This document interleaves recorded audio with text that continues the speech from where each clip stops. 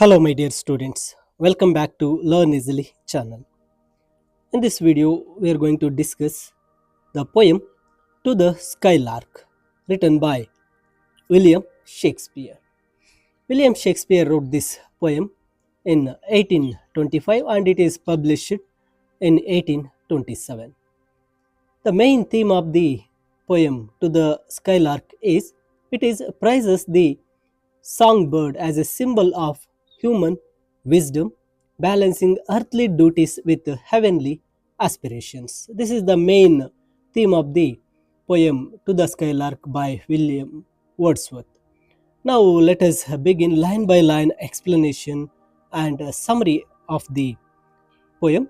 Here, in the first line, the poet William Wordsworth saying that ethereal minstrel, pilgrim of the sky. Here, the poet calls skylark as a minstrel, a singer that is ethereal. It means that it's light and heavenly. He calls the skylark is heavenly. He also describes it as a pilgrim of the sky, suggesting it is a spiritual journey or a request in the heavens. It means that it establishes the bird's unique, almost divine nature.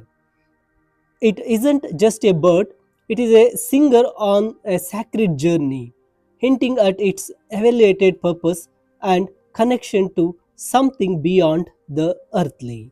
In second line, it says that those though despise the earth where cares abound. Here the poet asks if the skylark, while soaring so high, looks down with contempt on the earth where there are so many troubles and worries. It means that a rhetorical question it is. The poet is exploring a contrast between the heavenly realm of the skylark flight and the troubled reality of human life on the earth.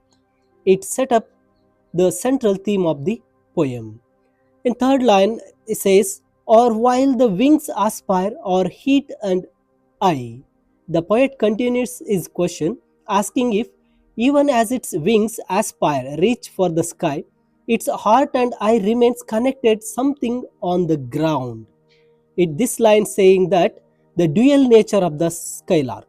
It soars upward physically but remains emotionally and visually tied to the earth. This paradox is key to the poem's message. And fourth line is saying that both with thigh nest upon the dewy ground.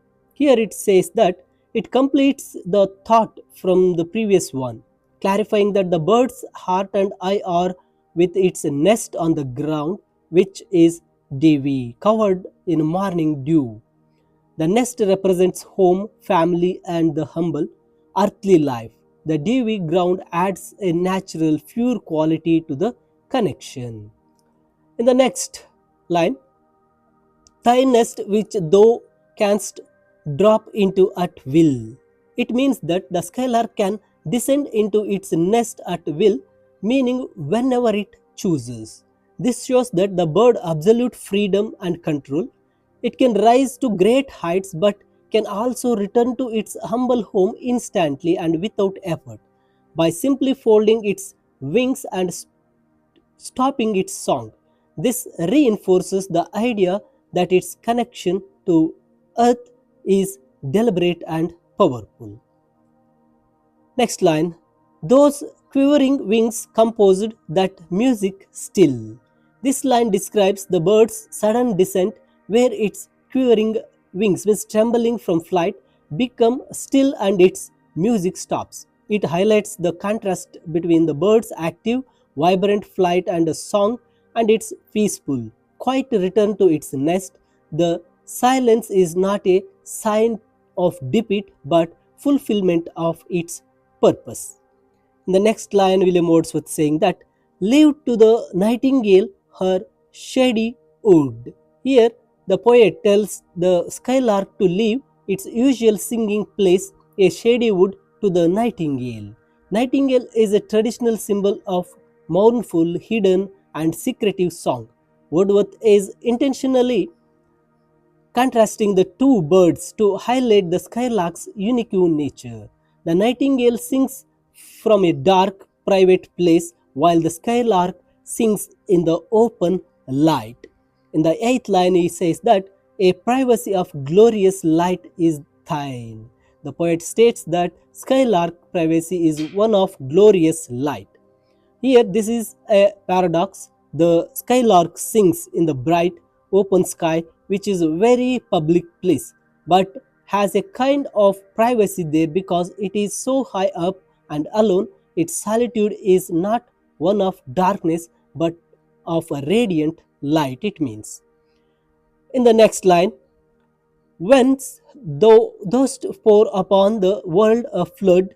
Here he says that from its high position in the skylark pours upon the world's flood of sound. Here, the word flood suggests an overwhelming, abundant, and powerful force of music washing over everything below, or harmony with instinct more divine.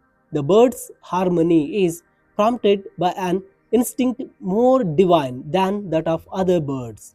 This line tells that the skylark's song beyond mere animal behavior. Its music is not just a call or a mating song but a higher one, purer from art, driven by a sacred impulse. The song is prompted by its love for its mate and young, which remain on the earth. In the last two lines, the poet saying that type of the wise who soar but never roam. Here he says that the skylark is a type, a symbol of wise people. These people soar, achieve great intellectual or spiritual heights, but never roam, never lose their way or their connection to home. This is the core message of the poem. The skylark symbolizes the ideal man being someone who is intellectual or spiritually ambitious but remains grounded and humble. They seek higher truths without abandoning their earthly duties or personal connections. In the last line, it says that true to the kindred points of heaven and home. This final line tells that the entire theme, the wise person, like the skylark, remains faithful to the both kindred point of heaven, means high thought, spiritual aspiration, and home, humble earthly life and family. The poem concludes with a powerful, balanced deal. True wisdom isn't about escaping the world, but about finding the way to connect the highest aspiration with the most fundamental parts of the life. My dear students, this is the line by line explanation and a summary of the poem To the Skylark by William Wordsworth. See, along this explanation, you can download the summary PDF given in the description, and do subscribe to my channel for watching more videos, and like the video and share with your friends. Thank you for watching.